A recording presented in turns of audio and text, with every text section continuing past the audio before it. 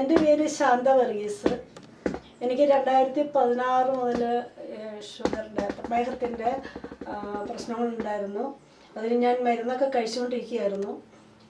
പിന്നെ ഒരു കുറച്ച് 10-15 ദിവസം മുമ്പായിട്ട് എൻ്റെ MD ഞങ്ങൾക്ക് ഇങ്ങനെ ഒരു പ്രോഡക്റ്റ് മൈക്കാപ്പി എന്നുള്ളൊരു പ്രോഡക്റ്റ് എന്നെ പരിചയപ്പെടുത്തി. അപ്പോൾ അത് കഴിക്കുകയാണെങ്കിൽ നല്ലതാണ്. ഞാനിതൊക്കെ നോക്കിക്കഴിഞ്ഞപ്പോൾ എനിക്ക് അത് വളരെ നല്ലതെന്ന് തോന്നി. ഞാനത് മേടിച്ച് കഴിച്ചു.